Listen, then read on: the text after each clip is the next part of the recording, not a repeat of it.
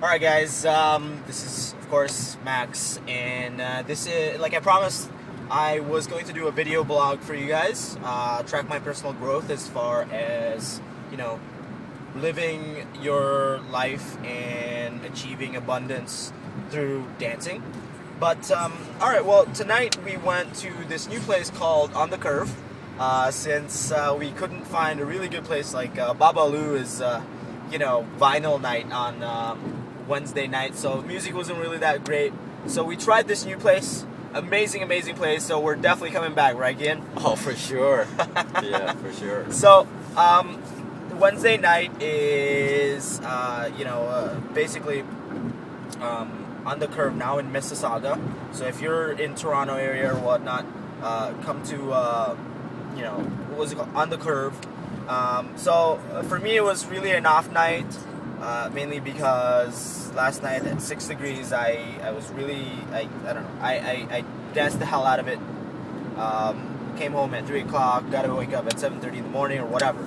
But this is the main point.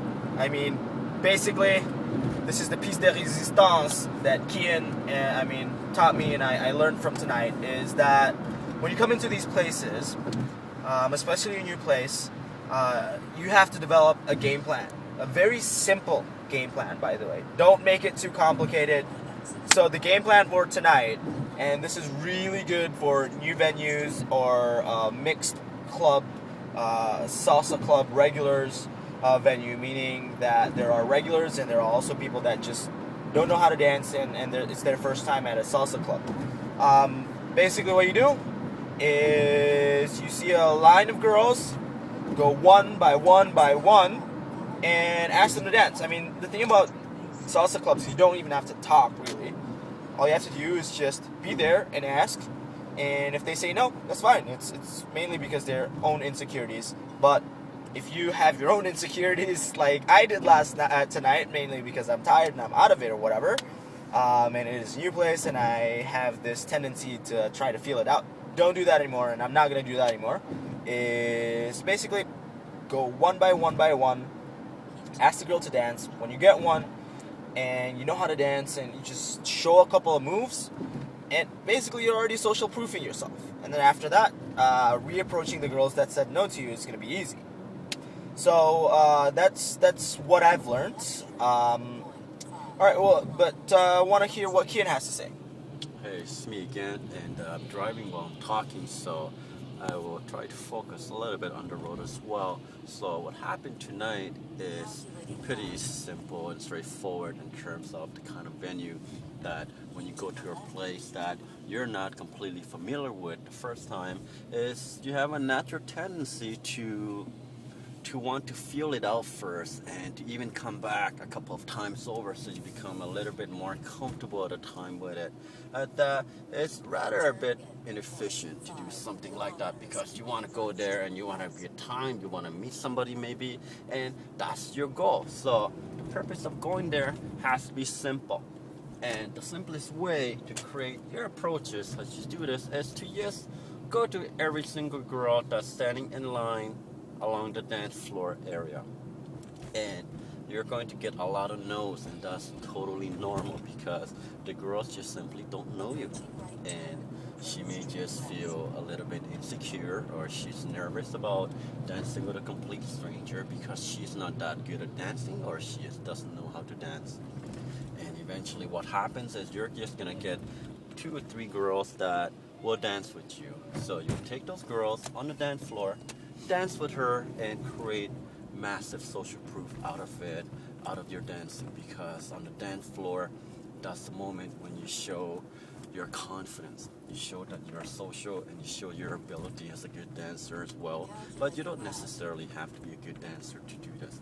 But as long as you convey some confidence out there, so that all of the girls standing by the dance floor will pretty much see you do this, and it makes it much more approachable for you afterwards to come up to them regardless whether she said no to you or not. And once you engage them and talk to them, it's so much more easier to open up a girl into a conversation after that. So give us the details about what happened tonight specifically, because this one girl is just Sure. so funny. It basically, I'll let Kian say it. Sure. Yeah, I'm gonna pull over for a second here so that I can explain exactly what happened tonight with this one girl. So there was this beautiful girl that I engaged earlier on, and the conversation and the interaction went okay. But I decided to leave it at that, and I would go on the dance floor with a different girl. So that had some dancing with this new girl for a bit, not too long, maybe less than 10 minutes. Yeah. And then the other girl would watch me do this as I interact, as I dance and groove on the dance floor with this girl. And I make it look very good, of course, and a lot of fun.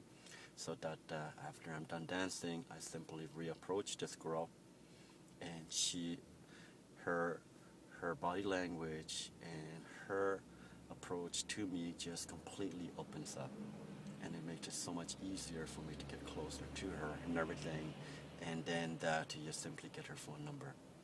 And that's just how it works every single time when you convey that kind of value, and then you dance first and you have a good time. Always.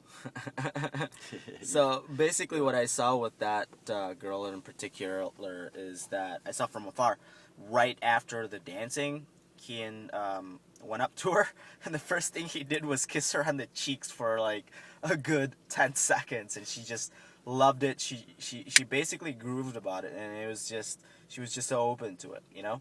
There was a little bit of jealousy plotline there, and a lot of social proof, definitely. What else is there to say? When he left, she took her friend's phone and gave him her friend's phone, and it's like, give me your number or whatever. So that was kind of hilarious. But yeah, anything more you want to add? Well, pretty much. Again, guys, when you guys are going to a new venue and everything, do not let a place like a new setting and everything hold you back simply because you have to go through what normal people do in the beginning anyway, because a lot of people will go in there and they're going to want to get comfortable and also get a feel for what kind of people it is in the place and all that stuff, and a lot of different kind of assumption is going to happen when you do that, and you go into this whole mode of what we call analytical thinking, that eventually you end up over analyzing things, and then it takes away your game and your ability to see what's really out there and the reality for what it is. So just develop a very simple game plan, nothing complicated at all, nothing to overanalyze, so that you just structure it and just go ahead and go and do it in that specific order. And then something else will happen as the dynamic unroll itself. Apply all the simple basic things you know about game, and it's just gonna work for you. Thank you. All right, so tomorrow night is Thursday night. There's nothing really going on in the club salsa scene, so we all got plans, whatever we gotta do. But Friday night is Babalu. Great place for a Friday night, really, because there's gonna be a lot of new girls, a lot of newbies that don't know how to dance, and trust me, the new girls are the easiest to pick up. So it's gonna be a mixed crowd between regulars and new girls and everything. So yeah, basically we'll reconvene everything by Friday. So we're gonna do a before and after video. So we're gonna do one at probably at at the studio right before we leave, and then afterwards we'll recap probably at Faux Place.